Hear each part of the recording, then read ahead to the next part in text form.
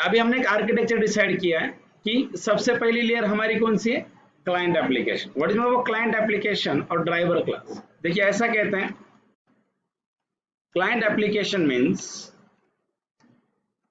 A class with a main method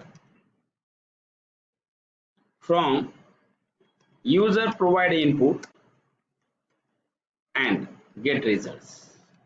client application का मतलब क्या है, याद रखिए, क्लाइंट एप्लीकेशन का मतलब है कि जिस क्लास के अंदर मेन मेथड होगी, जहां से हम इनपुट देते हैं और जहां पे हमें रिजल्ट मिलता है। गेटिंग माय पॉइंट और नॉट, इज इट क्लियर। अभी मॉडल क्लास क्या होता है, देखिए यहाँ मॉडल क्लास या इसे डीटीओ क्लास भी कहते हैं, डेटा ट्रांजैक्शन ऑब्जेक्ट ऐसा भी कहते हैं, या कभी कभी इसे एंटिटी क्लास भी कहते हैं, बट इसे हर जगह पे अलग नाम है। जैसे कोर जावा में मैंने इसे पोजो क्लास कहा था, यहाँ पे मैं इसे मॉडल क्लास कहूंगा। मॉडल क्लास का मतलब क्या है, we can say model class means a class with a setter and getter method which is used for store data in an object and pass to service layer. Is it clear or not? Pass to service layer. Model class means a class with a setter and getter method which is used to store data in an object and pass to service layer, and from a service layer pass to repository layer. Yes or not? Service layer से कहाँ जाएगा, repository layer. अभी सवाल है, what is meaning of repository layer guys. Repository layer का मतलब क्या है, याद रखिए, या सर्विस लेयर का मतलब क्या है। सर्विस लेयर और service class. What is a service layer? We can say service layer or a service class is a intermediate class which we can use, meeting and well repeat join kara, for writing a business logics. Service layer एक ऐसी class है जिसका major goal क्या है, to writing a business logic. अभी सवाल आता है, what is business logic. Service layer की एक ऐसी क्लास है। सो बिजनेस लॉजिक क्या होता है, सबसे इंपॉर्टेंट पॉइंट है,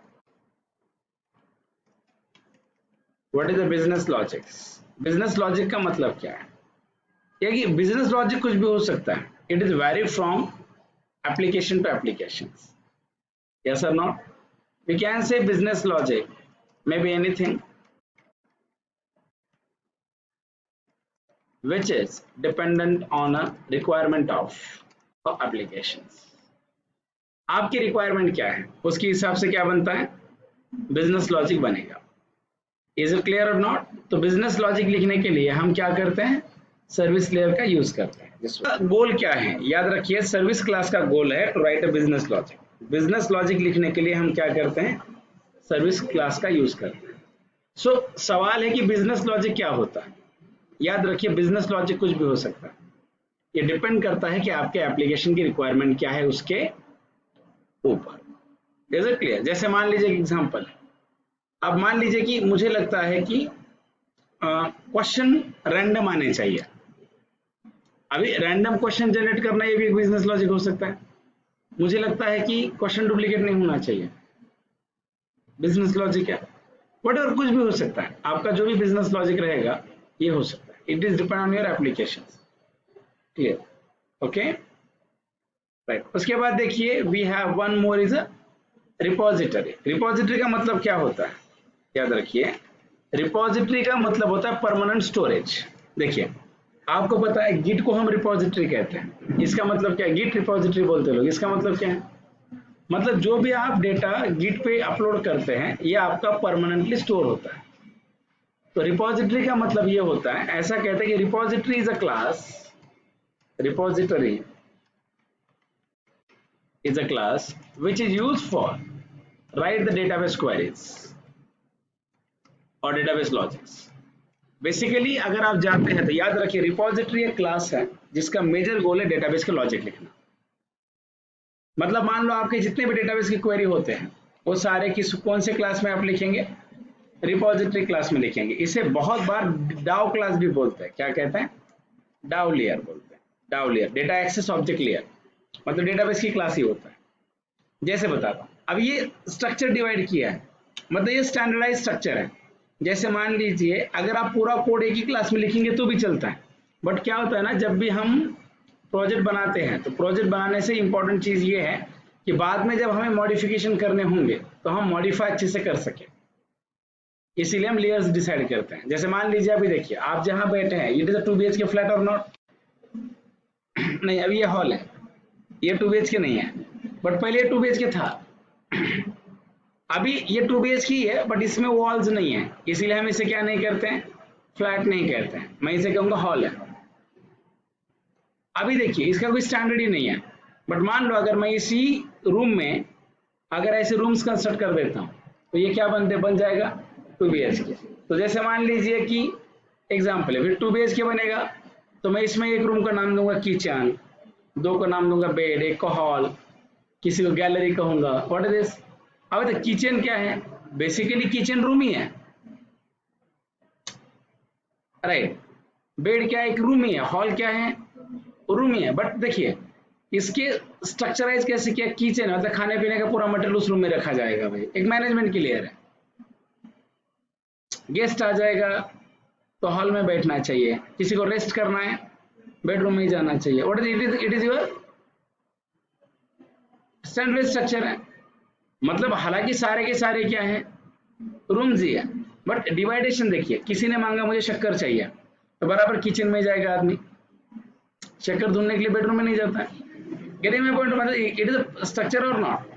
तो मतलब देखिए क्या होता है ना, देखिए आप जो भी मटेरियल प्लेस कर रहे हो, जो भी मटेरियल प्लेस कर रहे हो, ये मटेरियल आपको रीयूज करना है, और वो चीजें आपको हर बार हर रोज यूज करनी है।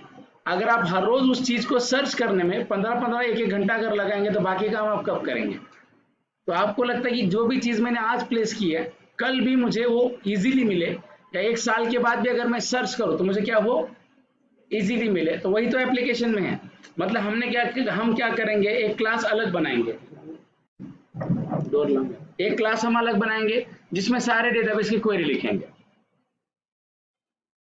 एक क्लास हम अलग बनाएंगे जिसमें सिर्फ लॉजिक लिखेंगे, एक क्लास हम अलग बनाएंगे जिसमें सिर्फ हम डेटा स्टोर करेंगे, एक क्लास अलग बनाएंगे जिससे इनपुट लेंगे जहां पे हम आउटपुट देते हैं। Is it clear. कल जाके मान लीजिए लगा डेटाबेस की क्वेरी में चेंज करना है, मैं पूरा प्रोजेक्ट नहीं देखूंगा, डायरेक्टली रिपोजिटरी क्लास को ओपन करके क्वेरी मॉडिफाई कर दूंगा। मतलब देखिए फायदा बताता हूं, फायदा क्या होगा, मान लीजिए ये प्रोजेक्ट है, मैंने आधा किया और मान लो मैंने जॉब छोड़ दिया और मेरी जगह पे दूसरा आदमी आ गया, फिर से पहले से प्रोजेक्ट शुरू करेगा, नहीं है। बट उसे ये समझ में आना चाहिए कि मैंने कहां पे क्या लिखा है। Is it clear. तो उसे लगा डेटाबेस के लॉजिक लिखना है तो उसे पता होना चाहिए कि रिपोजिटरी लेयर में लिखते हैं, क्योंकि मेरे पहली कंपनी भी पहली जो मेरी कंपनी थी वो भी रिपोजिटरी लेयर में क्या लिखती थी, डेटाबेस का कोड। तो इस कंपनी में भी क्या लिखेंगे, रिपोजिटरी लेयर में डेटाबेस का कोड ही लिखा जाएगा। मतलब एक स्टैंडर्ड स्ट्रक्चर है और ये कोड का डिवाइडेशन करने के लिए हम ऐसा करते हैं। Is it clear my point और नॉट। मतलब देखिए सर्विस लेयर क्लास है, रिपोजिटरी लेयर क्लास है, मॉडल क्लास है, क्लाइंट एप्लीकेशन क्लास है, सारे क्लासेस ही है, सिर्फ हर एक का काम अलग है। क्लाइंट एप्लीकेशन वाले क्लास का क्या काम होगा, कीबोर्ड से इनपुट लेना है और आउटपुट दिखाना, इसीलिए से क्लाइंट कहते हैं। क्लाइंट का मतलब होता है जो एंड यूजर है, जिसे दिखता है, बैकएंड का क्या है वो नहीं, जो दिखता है वो क्लाइंट होगा। तो इनपुट लेंगे आउटपुट मिलेगा वो क्लाइंट में, डेटा को ट्रांसफर करना है, मतलब डेटा है वो जो दिखेगा नहीं, राइट, बट ये एक जगह से दूसरी जगह जाता है, उसे कहते हैं मॉडल। क्लियर। कोई पर्टिकुलर लॉजिक है उसके लिए अलग क्लास लिखेंगे, उसे क्या कहेंगे, सर्विस। और कोई पर्टिकुलर डेटाबेस के लॉजिक्स है वो लिखने हैं, वो क्या होगी, रिपोजिटरी। मतलब ये सारे के सारे क्या है, क्लासेस ही है। मतलब सर्विस क्लास होगा, रिपोजिटरी क्लास होगा, क्लाइंट एप्लीकेशन क्लास है, मॉडल भी आपका क्लास ही होगा। फिर आप मुझे बता किसी भी क्लास का यूज करना है क्या करते हैं, उस क्लास की ऑब्जेक्ट बनाई जाती है, उस क्लास की ऑब्जेक्ट बनाई जाएगी। I understand. सो नोट याद रखिए, note repository class object repository class object, repository class object should be created in a service class, and a service class and a repository methods should call from a service class. Yes or not? And service class object should be created in a client application. Means means service method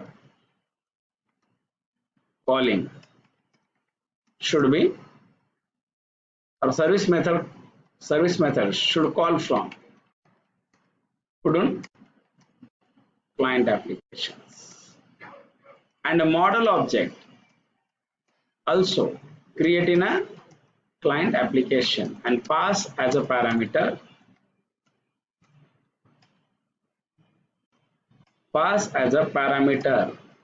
to service method from a client and from a service to repository method. ये standard है, मैं आपको करके दिखाऊंगा. Standard क्या है कि repository का ऑब्जेक्ट कहां बनेगा? सर्विस में. सर्विस का ऑब्जेक्ट कहां बनेगा? क्लाइंट में. मॉडल का ऑब्जेक्ट कहां बनेगा? क्लाइंट में. मॉडल एज अ पैरामीटर कहां जाएगा? सर्विस में. मॉडल एज अ पैरामीटर कहां जाएगा? रिपोजिटरी के अंदर जाता है. These are the some important concepts. अभी चलिए, अभी हमें एक फंक्शनलिटी क्या करनी है? इंप्लीमेंट करनी है. तो पहले अभी हम प्रोजेक्ट बनाते हैं and will start implementation. Is it clear?